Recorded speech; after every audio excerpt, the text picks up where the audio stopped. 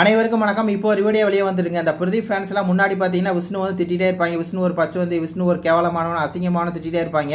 ஆனால் சமீப காலமாக பார்த்தீங்கன்னா விஷ்ணு வந்து புகழ்ந்துட்டு இருக்காங்க. அதுவும் டிடிஎஃப் வந்து விஷ்ணு வின் பண்ணதும் பார்த்தீங்கன்னா ரொம்ப ஓவராக வந்து இவங்க வந்து கொண்டாடுறாங்க. அது மட்டும் இல்லாமல் நம்ம விஷ்ணு பற்றி ஏதாவது சொல்லிட்டோம் அப்படின்னா நம்மளை வந்து திட்டுறாங்க, நம்மளை எல்லாம் பண்ணுறாங்க. அந்த அளவுக்கு பார்த்தீங்கன்னா பிரதீப்க்கு வந்து முதுகில் வந்து குத்துறாங்க அப்படின்னு தான் சொல்லணும். அதுக்கு வந்து பார்த்தீங்கன்னா ஒரு தரமான குறும்படத்தை வந்து எவன் பார்த்த வேலைன்னு தெரியல, வேற லெவலில் எடிட் பண்ணி போட்டிருக்கான். அதாவது பிரதீப் பாண்டியன் வெளியே போகிறதுக்கு ரெட் கார்டு கொடுக்கறதுக்கு முன்னாடி இவர் சொன்னார்ல காரணம், இந்த மாதிரி பார்த்தீங்கன்னா பிரதீப் அவருடைய கேமுக்காக எப்படி வேணா யாரை வேணா பயன்படுத்திக்குவாரு அப்படிங்கிற மாதிரி அவர் சொல்றாரு. அதுக்கப்புறம் அதுக்கு அப்படியே ஒரு கட் போட்டு இந்த பக்கம் வந்து பார்த்தீங்கன்னா பிரதீப் ஃபேன்ஸ் வந்து செலிப்ரேஷன் பண்றாங்க. இப்போதைக்கு இந்த மாதிரி டிடிஎஃப் வந்து விஷ்ணு வந்து ஜெயிச்சதுக்கு வந்து கொண்டாடுறாங்க. பஞ்சு முட்டாய் சேலை கட்டின்னு சொல்லி அந்த பாட்டுக்கு வந்து ஆடிட்டு இருக்காங்க.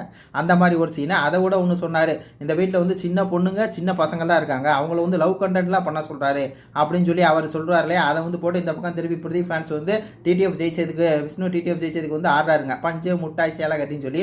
அதை விட ஒன்று சொன்னார், இவர் வந்து பார்த்தீங்கன்னா அட்டி கேம் விளையாடுவார், எல்லாத்தையும் வந்து அசிங்கமாக பேசுகிறேன், அசிங்கப்படுத்துவார், அசிங்கமாக பேசுவார் அப்படிங்கிற மாதிரி சொன்னாதான் வேற லெவல். அப்போ தான் வந்து பார்த்தீங்கன்னா இந்த மணிவண்ணன் சீனை வச்சு அப்போ வந்து டிடிஎஃப் வின் பண்ணதுக்கு இவங்கெல்லாம் ஆடிட்டு இருக்காங்க. விஷ்ணு டிடிஎஃப் வின் பண்ணுறதுக்கு அப்படியே பிரதீப் வந்து பார்த்தா அதை பார்க்குற மாதிரி போட்டு வேற லெவலில் இருந்துச்சு அப்படின்னு சொல்லலாம். அந்த எடிட்டிங் வந்து சூப்பராக இருந்துச்சு.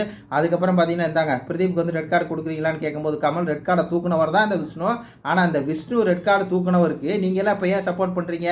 அவர் டிடிஎஃப் ஜெயிஸ்டார் அப்படின்னு சொன்னால் நீங்கள் ஏன்டா கொண்டாடுறீங்க? உங்களுக்கு அப்போ என்ன அர்த்தம்? பிரதீப் நீங்கள் வந்து துரோகம் செய்கிறீங்க தானே அர்த்தம். துரோகம் துரோகம் துரோகம் அப்பட்டமாக ஒரு துரோகம் பண்ணுறவங்க தான் இந்த முன்னாடி இருந்த இந்த பிரதீப் ஃபேன்ஸுங்கிறது அப்பட்டமாக தெரியுது. இப்போ இங்கே ஆக்சுவலாக உண்மையாக சப்போர்ட் பண்ணுற ஒரே ஆள் யாரை சப்போர்ட் பண்ணணும் அப்படின்னா விசித்ராமா தான் சப்போர்ட் பண்ணணும்.